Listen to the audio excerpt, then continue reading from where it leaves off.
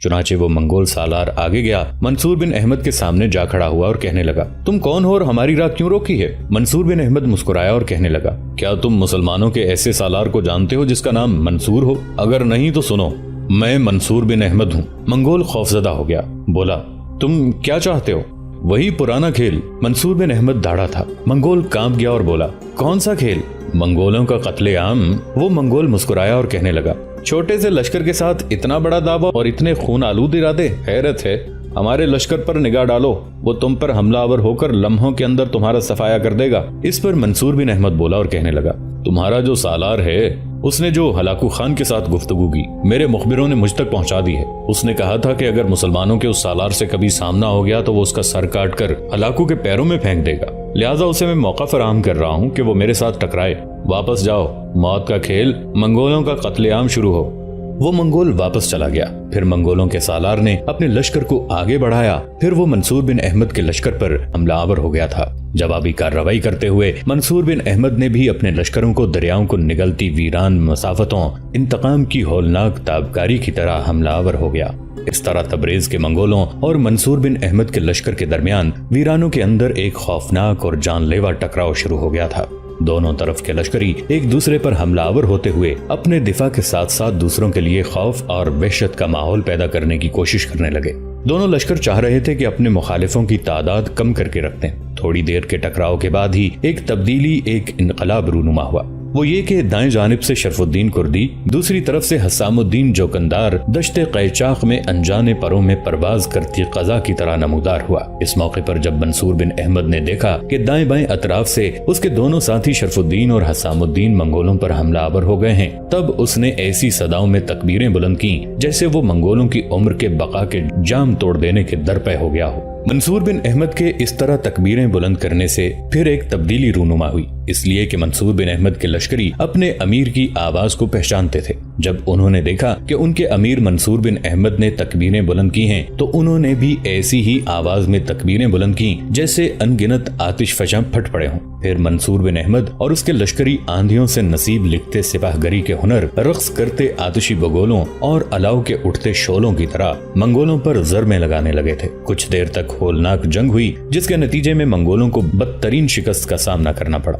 मंगोलों के इस लश्कर की अक्सरियत मौत के घाट उतर गई। उनके सालार को जिंदा गिरफ्तार कर लिया गया और बचे कुछ लश्करी अपनी जानें बचाकर तबरेज की तरफ भाग गए। अपने जख्मों की देखभाल करने के बाद मंसूर बिन अहमद ने मंगोलों के सरदार को पेश करने का हुक्म दिया। जब मंगोलों के सरदार को उसके सामने पेश किया गया, तब कुछ देर तक बड़े गौर से मंसूर बिन अहमद उसकी तरफ देखता रहा। फिर तंजिया अंदाज में उसे मुखातिब करके कहने लगा, तूने हलाकू खान के साथ कहा था कि अगर कभी मेरे साथ तेरा टकराव हो गया तो तू मेरी गर्दन काट कर मेरा सर हलाकू खान के कदमों में फेंक देगा। तेरे ये अल्फाज मेरे मुखबिरों ने उसी वक्त मुझ तक पहुंचा दिए थे। इसी बिना पर मैं किसी दूसरी समत नहीं गया। वहां से मैंने चक्कर और कावा काटा और तेरी राह रोकने के लिए इस समत आया ताकि तुझे ये शक्को शुबा न रहे कि तू मेरा सर काट सकता है। इसी बिना पर मैंने तेरी राह रोकी और खुले मैदान में तुझे मौका दिया कि तू मुझ पर ज़र्ब लगाए, और इस ज़र्ब लगाने का अंजाम तूने देखा। क्या मैंने इन वीरानों के अंदर तेरे सारे अल्फाज के मानी तब्दील नहीं कर दिए? जरा अपनी हालत देख। तू मेरे सामने पेड़ों के झुंड में बैन करती फाख्ताओं की तरह खड़ा है। जरा मेरे इन लश्करियों की तरफ देख। ये वो बहादुरान वफा और दलेरान क़ज़ा हैं जो मंगोलों पर कहर आलूद खोलते बहर की तरह हमलावर होकर तुम्हारे दस्तो दर को लोहू लोहू तुम्हारी सलामती के ख्यालों में क़ज़ा के फिक्र फसूम भर देने का अहद किए हुए हैं। सुन मंगोल, तुमने हम लोगों पर उस वक्त हमला किया जब हमारे अपनों के साथ मिलकर साजिशें करके तुमने हमारी कौम को इबहाम की हालत में मुब्तला कर दिया था। अब हम जाग चुके हैं। अब इन इलाकों में मंगोलों के सामने दो ही रास्ते बाकी रहते हैं। पहला ये कि इस्लाम कबूल करके अपने आप को हमारे अंदर जम कर दें, और दूसरा रास्ता ये शिकस्त, जिल्लत और हजीमत के दाग उठाकर वापस अपने इलाकों की तरफ चले जाएं, जहां से निकलकर मुसलमानों के इलाकों का रुख किया था। सुन मंगोलों के सालार, तू मुझे अच्छी तरह जानता होगा। अभी तो हम सिर्फ बगदाद की तबाही का इंतकाम तुमसे लेने में मसरूफ हैं। कसम खुदाबंद कुद्दूस की, जिस रोज मेरे पास अच्छी तादाद में एक लश्कर जमा हो गया, उस रोज मैं छाती तान कर तुम्हारे खाकान हलाकू खान की राह रोकूंगा और उसे इनफरादी मुकाबले की दावत दूंगा। फिर मैं देखूंगा कि वो मेरे सामने आकर मेरे साथ तेगजनी का मुकाबला करने की कैसे जुर्रत और जसारत करता है। अगर किसी मौके पर उसने ऐसा किया तो मैं उसके जिस्म का हर उज़्व अलहदा अलहदा करके रख दूंगा। यहाँ तक कहने के बाद मंसूर बिन अहमद जब खामोश हुआ, तब वो मंगोल मंसूर बिन अहमद की तरफ देखते हुए कहने लगा, क्या तू समझता है कि तूने हमारे लश्कर को जो शिकस्त दी है, तो इस शिकस्त का सुनकर हलाकू खान खामोश बैठा रहेगा? वो तुमसे ऐसा इंतकाम लेगा कि तुम्हारी नस्लें तक याद रखेंगी। اس موقع پر غصے اور غضب میں منصور بن احمد بھڑک اٹھا تھا۔ زوردار ایک تماچا اس نے منگول کے منہ پر مارا اور کہنے لگا، تو جھوٹ بولتا ہے، بکواس کرتا ہے۔ اس سے پہلے میں نے میا فارقین شہر کے باہر ہلاکو کو نقصان پہنچایا، ارپل شہر اسے فتح نہیں کرنے دیا، جزیرہ، دیار بکر، دیار ربیہ کے سارے علاقوں کو اس سے خالی کرایا، حلب شہر فتح کر کے وہاں اپنا حاکم مقرر کیا، حمص شہر فتح کر کے میں نے کئی روز تک وہاں قیام کیے رکھا، حلب اور حمص کے باہر کئی بار میں نے تمہارے بڑے لشکروں کو تباہی سے دوچار کیا۔ اس وقت ہلاکو خان کیا سویا ہوا تھا؟ اس وقت اس نے میرے خلاف کون سی کارروائی کی تھی؟ اگر اب تک اس نے ایسا نہیں کیا تو یاد رکھنا آنے والے دنوں میں اس کی حالت اس سے بھی ابتر اور ہولناک ہوتی رہی۔ اس کے ساتھ ہی منصور بن احمد نے شرف الدین کی طرف اشارہ کیا، چنانچہ شرف الدین اٹھا، منگول سالار کو گردن سے پکڑ کر ایک طرف لے گیا اور اس کا قصہ تمام کر کے رکھ دیا۔ منگولوں کی ہر شے پر قبضہ کر لیا گیا۔ اس کے بعد منصور بن احمد اپنے لشکر کے ساتھ واپس کوہستان قیچاک کی طرف نہیں گیا، بلکہ وہ شام کے مختلف علاقوں کی طرف آیا۔ جگہ جگہ اس نے اپنے مخبر پھیلا دیے، جو گاہے گاہے یہ خبریں پھیلانے لگے تھے کہ منصور بن احمد آج حمص میں ہے، آج حلب میں ہے، آج البیرہ میں ہے۔ اس طرح علاقوں میں جہاں کہیں بھی کوئی منگول لشکر حرکت کرتا یا شہروں سے باہر نکل کر اپنے لیے ضرورت کا سامان حاصل کرنے کی کوشش کرتا، منصور بن احمد اس پر حملہ آور ہو کر اس کا کام تمام کر دیتا۔ اس طرح شام کی سرزمینوں میں منصور بن احمد نے منگولوں کے خلاف ایک خطرناک ہلچل اور ایک خوفناک ہیجان پیدا کر کے رکھ دیا تھا۔ دوسری طرف مصر میں مصری سپہ سالار رکن الدین بیبرس نے بھی ایک ہلچل بپا کر کے رکھی ہوئی تھی۔ اس نے قاہرہ شہر کی عسکری طاقت اور قوت کو دن بدن مضبوط اور مستحکم کرنے کا تہیہ کیا ہوا تھا۔ جہاں تک قاہرہ شہر کا تعلق ہے تو یہ شمالی مصر میں دریائے نیل کے ڈیلٹا کے سرے پر واقع ہے، بر اعظم افریقہ کا بہت بڑا شہر ہے۔ نہر سوئز وہاں سے 80 میل مشرق کی طرف جاتی ہے۔ یہ شہر وہاں کے سلطان معز الدین کے عہد میں آباد کیا گیا۔ معز الدین کا ایک غلام تھا، نام اس کا جوہر تھا۔ وہ اپنے زمانے کا بہترین سپہ سالار اور فاتح بھی تھا۔ اس نے بغداد کے نقشے پر قاہرہ کی بنیاد ڈالی اور بغداد ہی کی طرز کے دروازے رکھے اور ویسے ہی گلی کوچے۔ وسط میں سلطان یعنی خلیفہ کے لیے 2 محل بنوائے گئے اور جامع ازہر کی عمارت تعمیر کی گئی۔ جوہر اور مصر کا حکمران معز الدین دونوں ہی علم نجوم کے قائل تھے۔ چنانچہ جس روز قاہرہ کا سنگ بنیاد رکھا جانا تھا، جوہر نے ایک نجومی کو ایک بلند مقام پر کھڑا کر دیا اور سنگ بنیاد پر رسیاں باندھ کر ان میں گھنٹیاں باندھ دیں تاکہ جب نجومی کی تجویز کی ہوئی نیک ساعت آئے تو وہ رسی ہلا دے اور گھنٹیوں کی آواز سنتے ہی سنگ بنیاد رکھ دیا جائے۔ پھر اتفاق سے ایسا ہوا کہ ایک کوا اڑتا ہوا آیا اور رسی میں الجھ گیا۔ اس کے اس طرح الجھنے سے گھنٹیاں بجنے لگیں اور لوگوں نے بنیادیں ڈالنا شروع کر دی۔ اس وقت مریخ سیارہ، جسے قاہرہ بھی کہتے تھے، سامنے تھا۔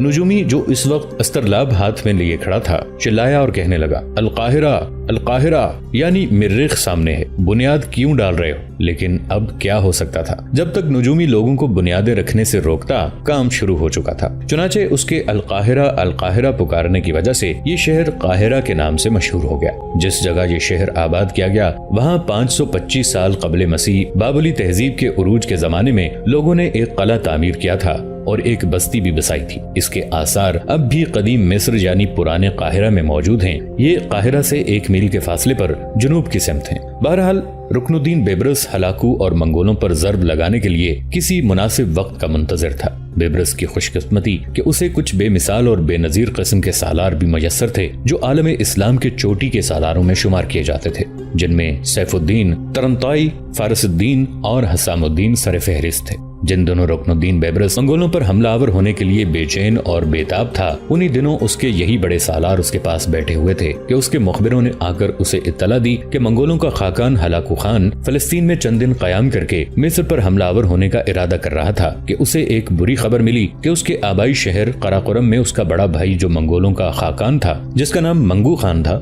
مر گیا ہے۔ لہٰذا منگولوں کی قرولتائی اور مجلس میں حصہ لینے کے لیے ہلاکو خان لشکر کے ایک حصے کے ساتھ واپس چلا گیا ہے اور ایک بڑا لشکر اس نے اپنے چوٹی کے سپہ سالار قطبوغا کی کمانداری میں دیا ہے اور قطبوغا اس وقت فلسطین میں قیام کیے ہوئے۔ مورخین لکھتے ہیں کہ یہ خبر سن کر رکن الدین بیبرس کی خوشی اور طمانینت کی کوئی انتہا نہ تھی۔ چنانچہ وہ اپنے ساتھی سالاروں کو مخاطب کر کے کہنے لگا، میرے بھائیوں، منگولوں پر ضرب لگانے کے لیے اس سے بہتر اور مناسب موقع ہمیں کبھی نہیں ملے گا۔ ایک بات یاد رکھنا، اگر ایک بار میں ان منگولوں کو شکست دینے میں کامیاب ہو گیا تو ہر جگہ ہر مقام پر انہیں بے ضرر بھیڑ بکریوں کے ریوڑ کی طرح ہانکتا چلا جاؤں گا۔ وہ سمجھتے ہیں کہ ہم نابل تسخیر ہیں، کوئی ہمیں پسپا نہیں کر سکتا، شکست نہیں دے سکتا، اور ہم نے یہ ثابت کرنا ہے کہ انہیں شکست بھی دی جا سکتی ہے اور انہیں میدان جنگ سے بھاگنے پر بھی مجبور کیا جا سکتا ہے، اور انہیں شکست دینے کے بعد ان کے انگنت لشکریوں کو قیدی بھی بنایا جا سکتا ہے۔ ہلاکو خان اگر لشکر کے ایک حصے کے ساتھ واپس اپنے آبائی شہر قراقرم کی طرف گیا ہے تو پھر یہ سمجھ لو کہ قدرت ہماری مدد اور حمایت پر पर आमादा है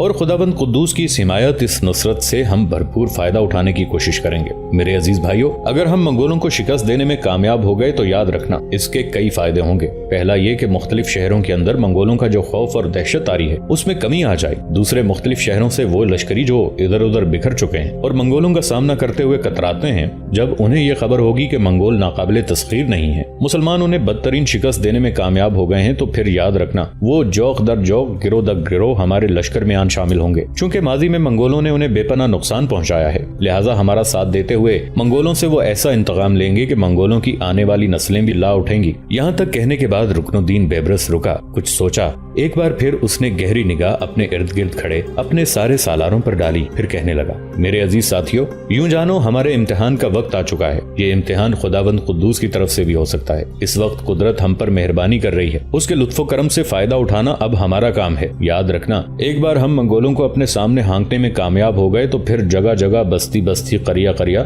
हमारे लिए कामयाबियों और फतहमंदी के दर खुलते जाएंगे। रुकनुद्दीन बेबरस दम लेने के लिए रुका, फिर वो दोबारा अपने सालारों को मुखातिब करके कहने लगा, अजीज साथियों, तुम मुस्तकर की तरफ चलो। मैं सुल्तान से इस सिलसिले में गुफ्तगू करके मुस्तकर की तरफ आता हूँ और लश्कर की तैयारी को आखिरी शक्ल देते हैं। सारे सालारों ने इससे इत्तफाक किया था। चुनाचे वो सब तो मुस्तकर की तरफ चले गए, जबकि रुकनुद्दीन काहिरा के कसर की तरफ निकल गया था। रुकनुद्दीन ने सुल्तान को इस बात पर आमादा कर लिया था कि दिफा से निकलकर अब मंगोलों के खिलाफ जारहियत पर उतर आए। चुनाचे मिस्र के सुल्तान की तायीद के बाद रुकनुद्दीन बेबरस सीधा मुस्तकर की तरफ गया और अपने सालारों के साथ वो अपने लश्कर के कूच की तैयारियों को आखिरी शक्ल देने लगा था। मौर्रिखीन लिखते हैं कि इस मौके पर अहले मिस्र और रुकनुद्दीन बेबरस की तमाम जंगी तैयारियां अभी तक दिफाई नौइयत की थीं, लेकिन हलाकू के वापस अपने मरकजी शहर कराकुरम की तरफ जाने के बाद रुकनुद्दीन बेबरस ने यकायक एक ऐसा फैसला किया जो किसी के वहमो गुमान में भी नहीं आ सकता था। उसने ऐलान किया कि हमारा लश्कर आगे बढ़कर हलाकू खान के सिपह सालार कतबोगा के लश्कर से नबुर्दाजमा होगा। मौर्रिखीन मजीद लिखते हैं कि उस वक्त रमजानुल मुबारक का आगाज हो चुका था। रुकनुद्दीन के ऐलान ने अपने लश्करियों को इस मुकद्दस महीने में जिहाद की अफजल तरीन इबादत की सादत हासिल करने का मौका फराहम कर दिया।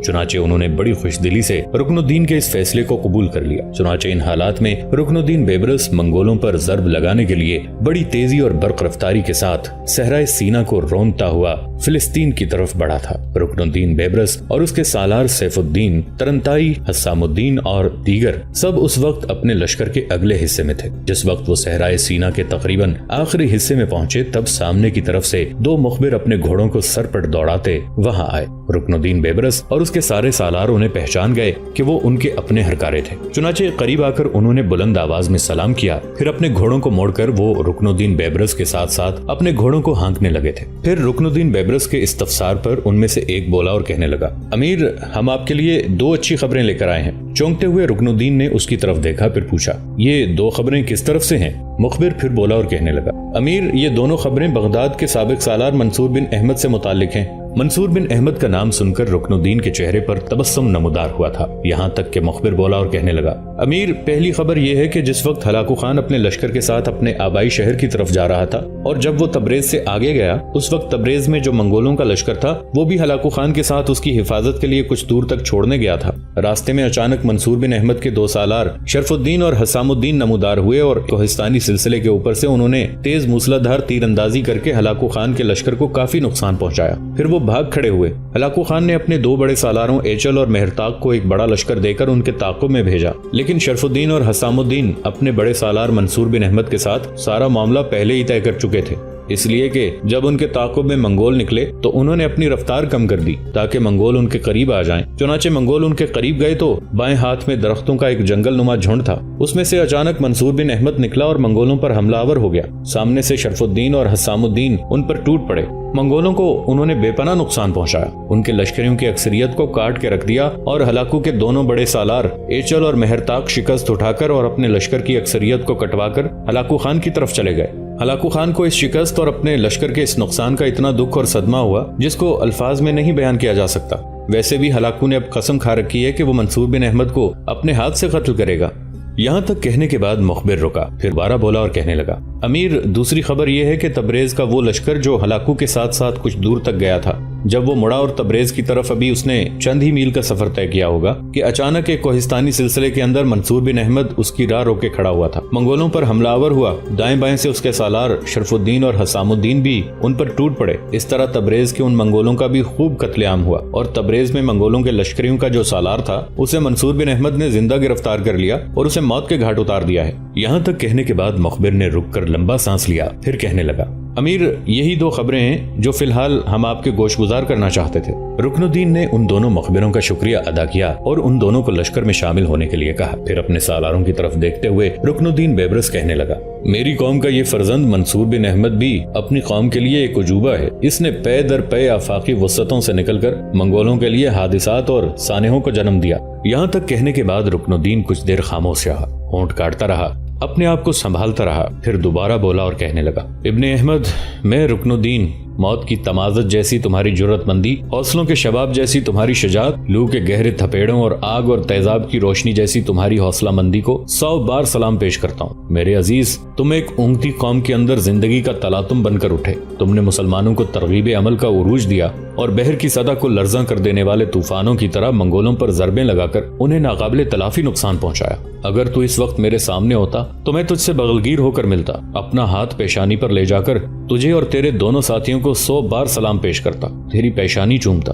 تیرے ان ہاتھوں کو بوسہ دیتا جن سے تو نے منگولوں کو ایک ناقابل تلافی اور ناقابل برداشت عذاب میں مبتلا کر رکھا ہے۔ یہاں تک کہنے کے بعد رکن الدین خاموش ہو گیا۔ اس کے بعد وہ پہلے کی طرح اپنے لشکر کے ساتھ آگے بڑھنے لگا۔ مورخین لکھتے ہیں کہ رکن الدین بیبرس بحرہ روم کے ساحل کی طرف سے احتیاط کے ساتھ آگے بڑھا۔ وہ یہ بھی دیکھتا جا رہا تھا کہ ساحل سمندر کے ساتھ ساتھ اس دور میں جو عیسائیوں نے قلعہ بندیاں کر رکھی تھیں اور ان کی جو بندرگاہیں تھیں ان میں وہ کیا کر رہے ہیں۔ ساحل پر صلیبی نائٹ اور صلیبی سردار جن کو یورپ سے ہدایت نہیں ملی تھی کچھ بھی نہیں کر رہے تھے۔ چنانچہ ان کے پاس سے رکن الدین اپنے لشکر کے ساتھ گزرا۔ اس نے ساحل پر جو چھوٹی چھوٹی عیسائی حکومتیں تھیں ان پر بھی اپنا روب اور دبدبہ ڈال دیا۔ اس نے عکا شہر کی فصیلوں کے نزدیک خیمے لگائے اور عین جالوت کے میدان میں پیش قدمی کرنے سے پہلے اس نے صلیبیوں سے ہی خورد و نوش کا سامان خریدا اور پھر دوبارہ اس نے پیش قدمی شروع کر دی۔ ایک جگہ پہنچ کر رکن الدین بیبرس نے اپنے لشکر کو روک دیا۔ لشکر جب رک گیا تب بڑے سالاروں میں سے فارس الدین، ترنتائی، سیف الدین، حسام الدین اور دوسرے اپنے گھوڑوں کو دوڑاتے ہوئے رکن الدین کے گرد آ جمع ہوئے تھے۔